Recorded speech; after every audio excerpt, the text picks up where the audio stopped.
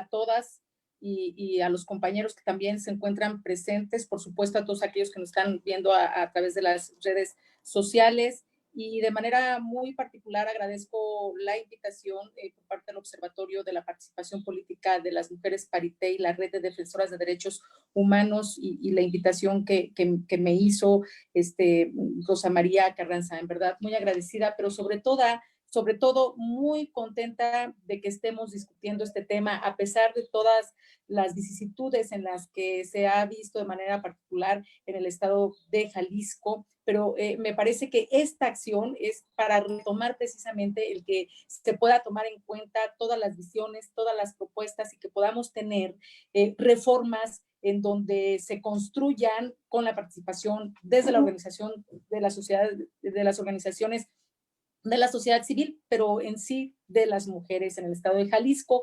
Y en ese sentido, yo creo que este tema no debe ser un tema de partido, si me explico. Si bien es cierto que cada una de nosotras, como militantes y representantes de nuestros institutos políticos, debemos de dar una fuerte lucha al interior de los institutos políticos para alcanzar y garantizar la paridad y erradicar la violencia de género, también resulta muy importante recalcar que sin el concurso de las voluntades de las legisladoras, pero también de las organizaciones de la sociedad civil, estas reformas no serían posibles. Y así fue también a nivel federal.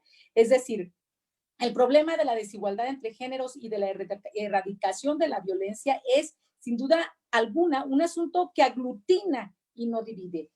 Así trabajamos en el Congreso de la Unión y es así que hemos podido construir los consensos necesarios para impulsar la aprobación de estas reformas y es así como logramos también inclusive detener intentos que pretendían eliminar avances democráticos. En este contexto de colaboración, el pasado 13 de abril, como aquí ya se ha mencionado, se publicaron las reformas a 8 leyes en materia de violencia política de género.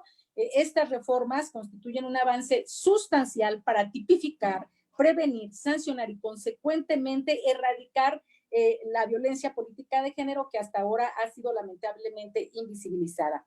La reforma tiene el acierto de definir con toda claridad ¿qué se entiende por violencia política de género? Tipifica las conductas ilícitas, establece las sanciones y faculta las instancias que deben hacerse cargo de la implementación. Es decir, se establece un marco bien delimitado que buscará eliminar los actos que hasta ahora han discriminado a las mujeres por participar en la política y por tanto ha impedido que ejerzan su legítimo derecho a luchar por el poder.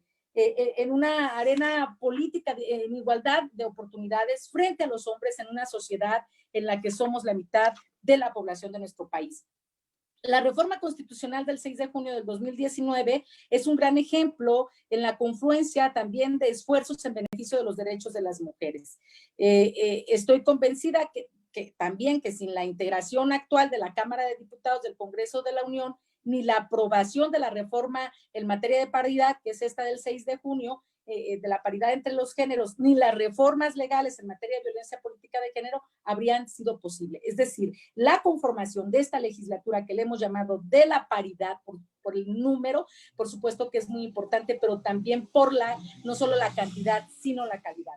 Ahora es momento de que el Congreso de Jalisco impulse lo ya ganado a nivel federal. En primer término, la armonización de las reformas legales en materia de violencia política de género es urgente frente al inicio del proceso electoral de Jalisco. Ya aquí nos compartían nuestras compañeras legisladoras del plazo que tenemos para poderlas realizar.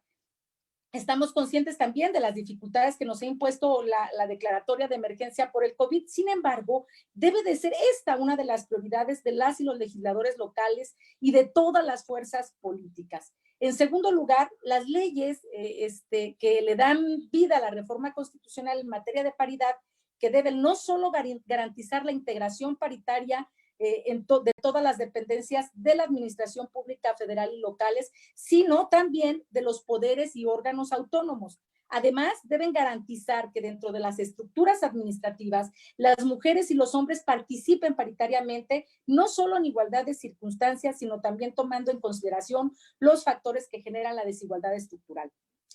Tercero, es nuestra tarea arropar a las mujeres en su desarrollo político y generar las condiciones para que éste se produzca de forma armónica con la sociedad.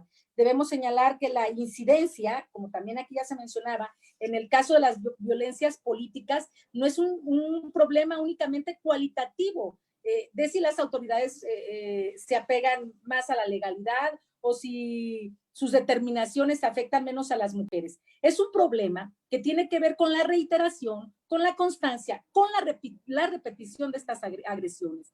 El número de mujeres afectadas por la violencia política en las entidades federativas es mucho mayor y pasa lamentablemente desapercibido.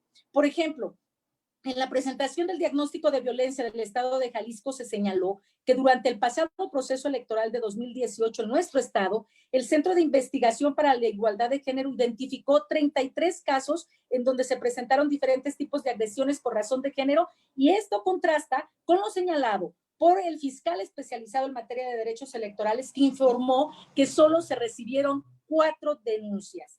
Esta disparidad evidentemente se debe no solo a la falta de mecanismos que favorezcan la denuncia, a la generación de instrumentos que protejan a las denunciantes por represalias, a la falta de un tipo penal específico y a la existencia de las sanciones penales y electorales, entre otras, sino que reflejan de manera muy específica que aún estamos lejos de que las mujeres dejen de ser víctimas de la coacción y la violencia política. Necesitamos hacer visibles estas violencias.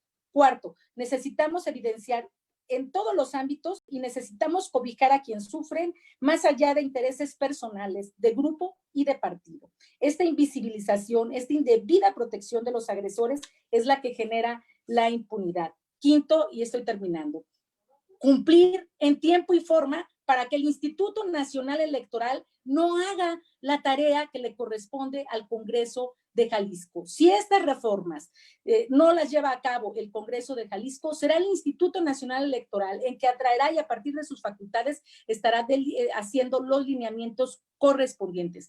Que eso es muy bueno, que no dejemos, que no va a pasar nada, no, pero me parece que hay una responsabilidad por parte del Congreso del Estado de Jalisco. Sexto, debe de establecer, de darse a conocer una ruta crítica en donde se vean los foros, los diálogos, es decir, las fechas. Ahora la presidenta nos decía, y lo saludo, qué bueno que ella, que ahora que está presidiendo la mesa directiva y todo este ímpetu que se tiene y estas 6 iniciativas que se han presentado y que ya se está trabajando en un dictamen, ojalá y esto pueda darse a conocer para que se sepa lo que se están haciendo, pero sobre todo incorporar también las visiones y las propuestas de quienes no están directamente en el Congreso, pero que han estado en esta lucha por muchos años.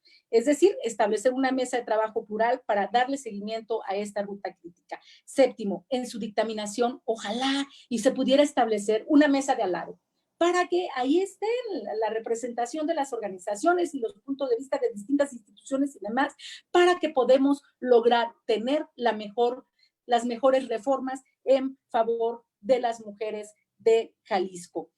Me encuentro convencida de que únicamente garantizando la participación paritaria de las mujeres en todas las esferas del quehacer político, haciéndola evidente y generando los mecanismos que la protejan, continuaremos en la senda correcta para erradicar la violencia política de género y todas las expresiones de estas violencias. Únicamente visibilizándonos en la esfera pública lograremos erradicar la idea de que las mujeres en política representan solo a mujeres. Debemos construir un paradigma en el que todas y todos influyamos en la edificación del destino común de nuestro país y en el futuro global de la sociedad para arribar a una colectividad sin violencias basadas en la desigualdad de género. Este es el compromiso del PRD y este es el compromiso que también han exteriorizado legisladoras a nivel federal de todos los grupos parlamentarios, y yo espero que eso que pudimos alcanzar en el Congreso de la Unión se vea reflejado aquí en el Congreso de Jalisco. Nuevamente reitero mi agradecimiento por su atención y por la oportunidad de haber estado el día de hoy con ustedes. Gracias. Gracias.